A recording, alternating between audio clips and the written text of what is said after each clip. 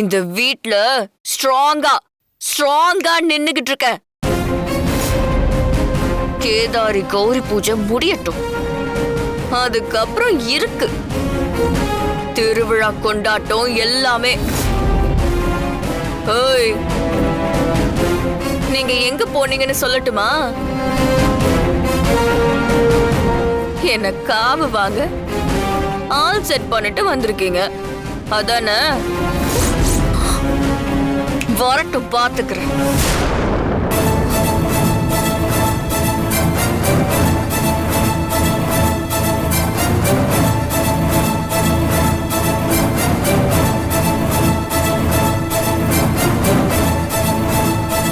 வீணா, என்ன உன்கிட்ட கேக்குற மாதிரி கேட்டு அதுக்கான பதிலையும் நானே சொல்றேனே, எதுக்குன்னு தெரியுமா? எதுக்கு? எப்பவும் ஹாரராவும் த்ரில்லராவும் போயிட்டு இருக்கே, அப்பப்போ ஒரு என்டர்டைன்மெண்ட் வேணும்ல. ஏன்னா என்னோட காமெடி பீஸே நீ தானடி. வீணா கண்ணு தலை நிறைய பூ வச்சு, முகம் நிறைய மஞ்சள் பூசி, வட்டமா பொட்டு வச்சு பார்க்க கலக்கலா இருக்கல்ல. வரேன்.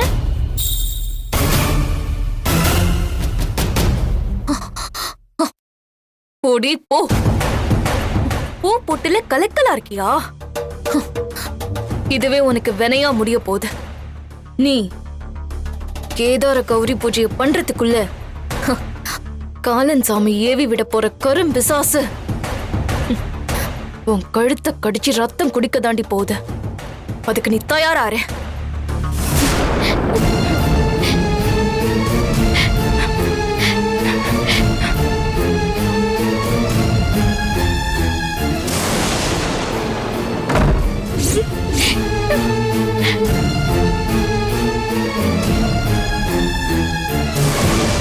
வேதவள்ளி அம்மா சொன்ன மாதிரி கோவில் நட சாத்திருச்சே. இப்ப நான் என்ன பண்ணுவேன்? அம்மா தாயே, என் உயிருக்கு ஆபத்து இருக்குன்னு தெரிஞ்சு உன்கிட்ட அடைக்கலம் தேடி வந்திருக்கேன். என்ன கோவிலுக்குள்ள விடாம நடைய சாத்திக்கிறியே, அப்ப எனக்கு ஆபத்து வரணும்னு நீ நினைக்கிறியா? உன் கோயிலுக்குள்ள வர்றதுக்கு நான் இப்ப முயற்சி பண்ணுவேன். உள்ள வர்றதுக்கு எனக்கு வழி கிடைக்கணும். அப்படி கிடைக்கல, எது நடந்தாலும் நடக்கட்டும்னு நான் வெளியிலேயே உட்கார்ந்துருவேன்.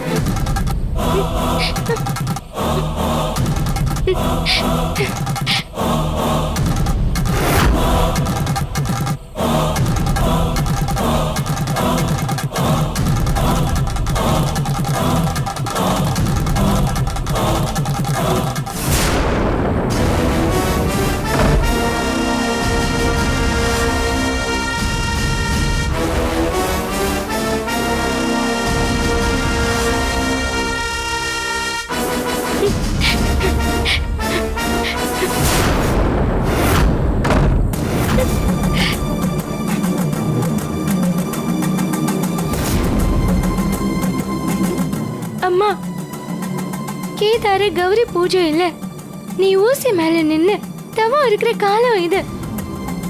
இந்த நேரத்துல நான் உன் சன்னதிக்கு வர்றது பிடிக்காம இப்படி கதவை சாத்திக்கிட்டியா? எனக்கு ஒரு ஆபத்து வருது, பாதுகாப்ப தேடி இங்க வந்தா நீயே கதவை சாத்திக்கிறியா? அப்ப நான் எங்க போவேன் தாயே? மாசாணி அம்மா, என் உயிருக்கு ஆபத்து வரப்போகுதுன்னு சோழி போட்டு அது எரிஞ்சதுலயே தெரிஞ்சது. உன் காலடியில வந்து நிக்கிறேன், ஆனாலும் நீ உன் சன்னதியை சாத்திக்கிட்ட. என்ன நடக்க போகுதுன்னு எனக்கு தெரியாது. எனக்கு பயமா இருக்கு தாயே.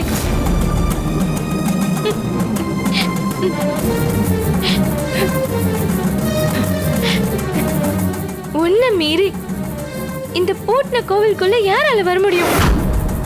உன் காலடிதாமா எனக்கு பாதுகாப்பு. வேதவள்ளி அம்மா கொடுத்த இந்த காப்பு கயிறு என் கையில இருக்கு. அவங்க கொடுத்து விட்ட குங்குமத்தால என்னை சுத்தி வேலி போட்டு நான் உட்கார போறேன். இதுக்கு மேல யார் வந்து என்ன என்ன செஞ்சிட முடியும்?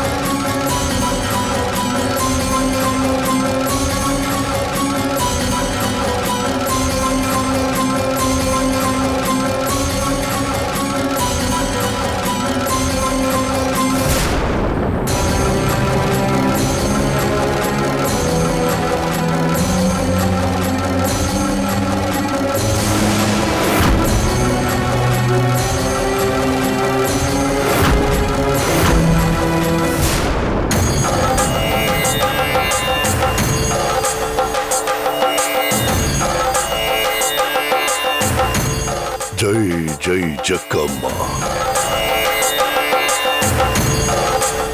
அப்பா, இவனை எங்கேயோ பார்த்த மாதிரியே இருக்கு. ஆனா எங்கன்னு தான் ஞாபகம் வர மாட்டேங்குது. டேய், இவன் யாரா இருந்தா நமக்கு என்னடா? இத பத்தி பேச இதுவா நேரம்? பேசாம வந்த வேலைய பாருடா. ஆவுடை, ஐயா, இனி ஆக வேண்டியதை நான் பாத்துக்கிறேன். நீங்க கிளம்புங்க. அப்புறம் வீட்டுல இருக்கிற பெண்களுக்கெல்லாம் போன் பண்ணி நான் சொன்ன மாதிரி செஞ்சிருக்காங்களான்னு கேட்டுக்கோங்க.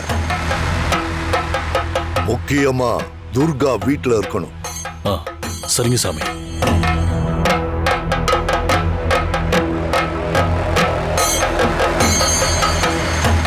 ஆவுடை, என்ன யோசனை? சாமி, கரும்பு சாச ஏவி துர்காவை கொல்ல போறீங்க.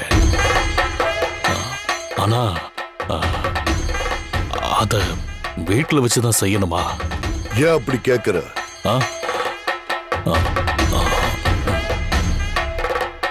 சொல்லு ஆவுடை. எது பண்ணணும் பண்ணக்கூடாதுன்னு நீங்க சொல்லியிருக்கீங்க.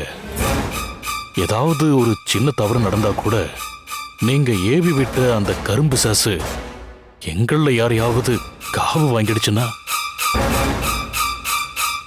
என்ன ஆவுடை, எல்லா வேலையும் முடிஞ்சதுக்கு அப்புறம் புதுசா ஒரு குழப்பத்தை உண்டு பண்ற?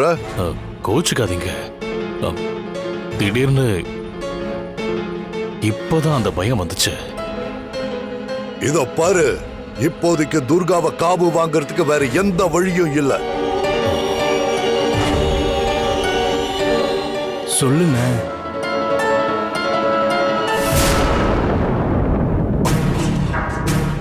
நீ ஏதோ சொல்லணும்னு நினைக்கிற. என்ன விஷயம் சொல்லு.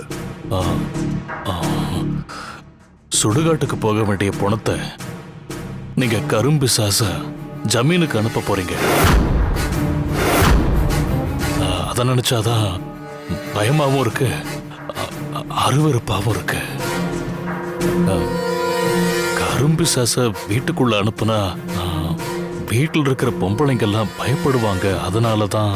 அதனால நீ என்ன நினைக்கிறன்னு கொஞ்சம் தெளிவா சொல்லு. சாமி, ஏதாவது சொல்லி துர்காவை வெளியில வர வைக்கிறோம். ஆமா சாமி. அவ வர்ற இடத்துக்கு கரும்பு சாச அனுப்பி அவளை காவு வாங்க முடியாதா?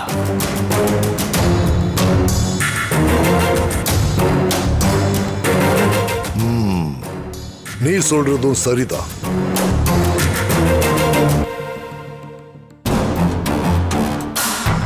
உங்களை அறியாம ஒரு சின்ன தப்பு நடந்தா கூட அது உங்களையே காவு வாங்கிடும். துர்காவை உங்களால வெளியே வரவழைக்க முடியும்னா எனக்கு ஒன்றும் பிரச்சனை இல்லை. துர்காவை வெளியில வர வைக்க என்ன பண்ணணுமோ அத நாங்க பாத்துக்கிறோம் சாமி. அவளை காவு கொடுக்கறத நீங்க பாத்துக்கங்க. துர்காவை வெளியனுப்ப நினைக்கிறது சரி, ஆனா அவ எப்படியும் 1 மணி நேரம் அங்க இருக்கணும். அதுக்கு தகுந்த மாதிரி நீ திட்டம் போட்டு செயல்படு. ஏன் சொல்றேன்னா, கரும்பிசாசை ஏவி விட்டு அது சரியா நடக்கலனா அது நிச்சயமா வேற யாரையாவது காவு வாங்கிட்டு இங்க திரும்பி வந்துடும். சரியா துர்காவை காலி பண்ண நான் மறுபடியும் அதை ஏவி விடணும். அதனால தான் சொல்றேன். அண்ணே, அவ பழைய துர்கா கிடையாது. அவளை வெளியே அனுப்புறதுக்கு ஏதாவது சொன்னா கூட அவ அதை நம்ப மாட்டானே. அப்புறம் எப்படிண்ணே அவளை வெளியே அனுப்ப முடியும்? டேய், அதெல்லாம் யோசிக்காம சொல்லுவனா? என்கிட்ட ஒரு ஐடியா இருக்குடா. என்னண்ணா அது? கிராமத்துல இருக்கிற கௌரிக்கு ஒரு ஆபத்துன்னு துர்காவுக்கு தெரிஞ்சா அவ பதறி அடிச்சு ஓட மாட்டா.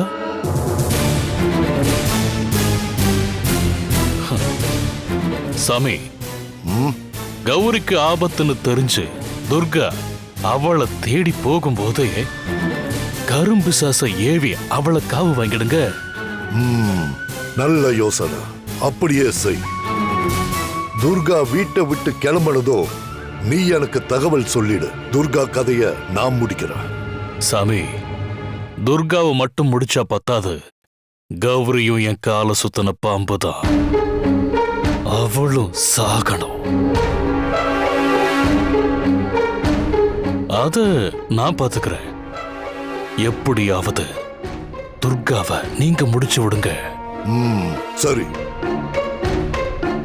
இந்த பணத்துக்குள்ள கரும்பிசாசை இறக்கிறதுக்கான பூஜையெல்லாம் நான் ஆரம்பிக்கிறேன். உண்மையிலேயே கௌரிக்கு ஒரு ஆபத்தை உண்டு பண்ணி துர்காவை வீட்டை விட்டு அனுப்பிட்டு எனக்கு நீ உடனே தகவல் கொடு. மத்ததெல்லாம் நான் பாத்துக்கிறேன். சரிங்க சாமி, அப்ப நாங்க கிளம்புறோம். சரிங்க சாமி, வரோம். நாங்க கிளம்புறோம்.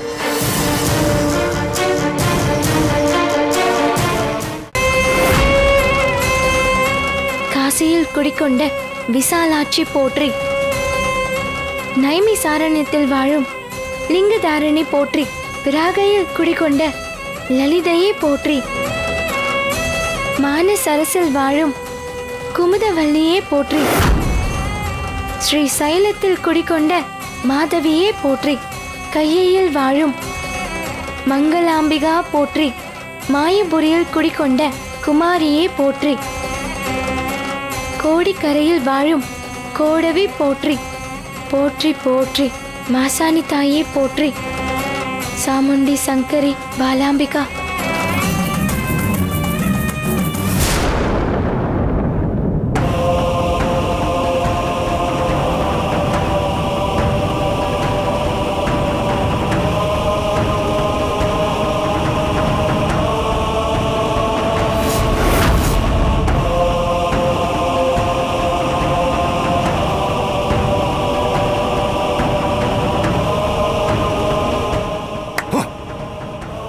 ஓம் ஐம் கிரீம் வனக்காளியே வசி வசி. ஓம் சௌம் கிரீம் லீம் நீலியே வசி வசி. ஓம் ஐம் கிரீம் லீம் ரீம் க்ளௌம் மந்திர காளியே வசி வசி.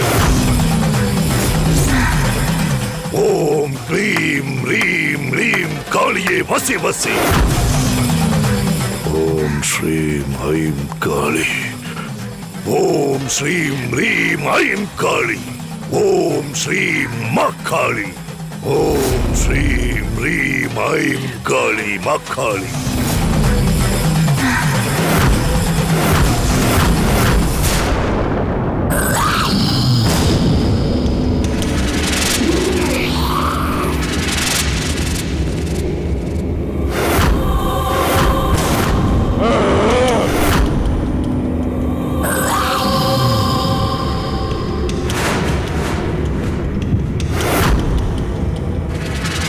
ஓம் கிரீம் ரீம் ஐம் காளி.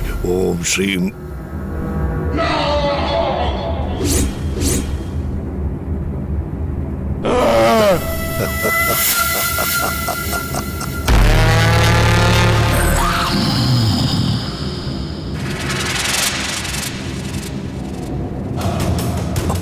ஓம் ஐம் க்ரீம் லீம் காளி. ஆழகால விஷத்தை அள்ளி பருகும் காளி மாதேவியே, என் வேண்டுதலுக்கு செவி கொடு. உயிர் குடிக்கும் பிசாசுக்கு உயிர் கொடு. ஓம் ஸ்ரீம் ஐம் காளி. ஓம் ஸ்ரீம் ரீம் ரீம் காளி. ஓம் ஸ்ரீம் காளி.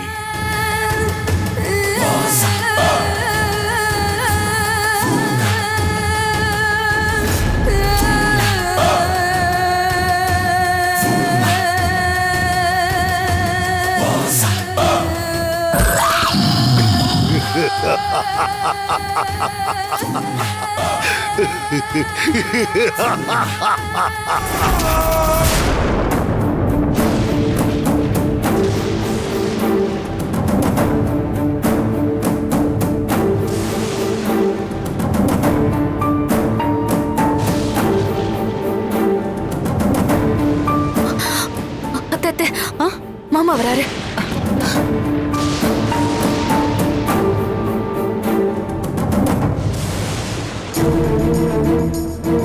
அக்கா, கால் தெரியலையே.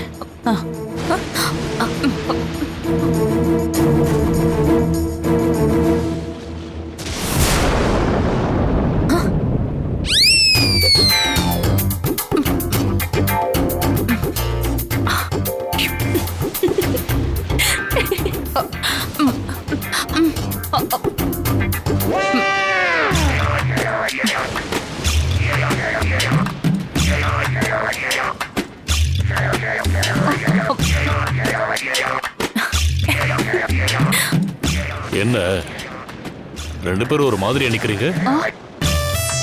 அதாங்க கரும்பிசாசு வந்தா இப்படிதான் கட்ட விரல்ல தரையில அழுத்தி நிக்கணும்னு காலன் சாமி சொன்னதா நீங்க தானே சொன்னீங்க, மறந்துட்டீங்களா? அண்ணி, ரெண்டு பேரும் முதல்ல நேரா நில்லுங்க. இப்ப நாங்க மட்டும்தான் வந்திருக்கோம், கரும்பிசாசெல்லாம் கூட்டிட்டு வரல.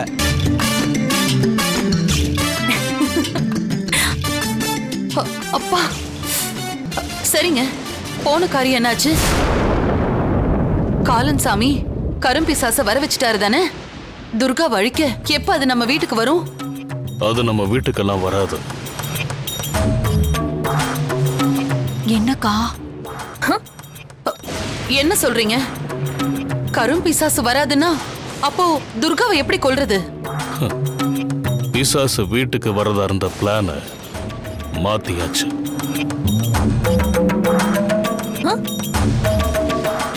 ஆமா, ஏதாவது சொல்லி துர்காவை வெளியே வர வைக்கிறோம்.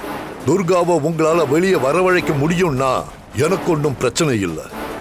துர்காவை வெளியில வர வைக்க என்ன பண்ணணுமோ அத நாங்க பாத்துக்கிறோம் சாமி.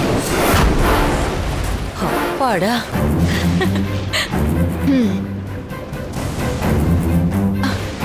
நல்ல காரியம் பண்ணீங்க. துர்காவை வீட்டுக்கு வெளியில வச்சு முடிக்கிறது தான் நல்லது. அந்த கரும்பிசாசு வீட்டுக்குள்ள வரப்போகுதுன்னு நினைக்கும் போதே எங்களுக்கு உடம்பெல்லாம் நடுங்குச்சு. ஆமா பெரியவரே, நாங்களும் அதை நினைச்சுதான் பயந்துட்டு இருந்தோம். அது இப்ப வருமா அப்ப வருமா, அது எப்படி இருக்கும், துர்காவை எப்படி கொல்லும்? அதோட காலன் சாமி சொன்ன கண்டிஷன்ல ஏதாவது நம்ம தப்பா பண்ணிட்டோம்னா அந்த துர்காவுக்கு பதிலா நம்மள காவு வாங்கிடும்ல, அப்புறம் என்ன பண்றது? அத நினைச்சுதான் பயந்துட்டு இருந்தோம். சரிங்க, துர்காவை வீட்டுக்கு வெளியில வச்சு அவ கதையை முடிக்கிறது நல்ல விஷயம்தான். ஆனா அவளை எப்படி வெளியில அனுப்ப போறீங்க? அம்மா, அப்பா அதுக்கெல்லாம் சேர்த்து ஒரு ஏற்பாடு பண்ணிட்டு தான் வந்திருக்காரு.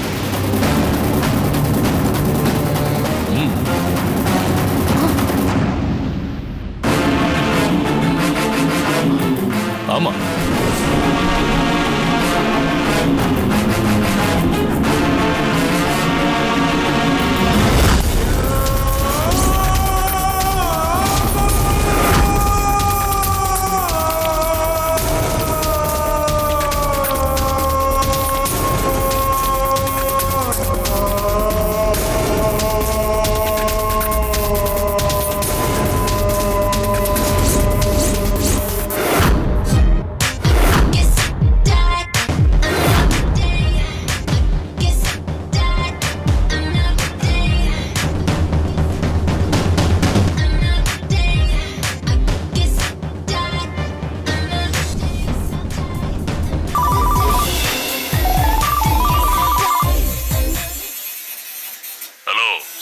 துர்கா உடை.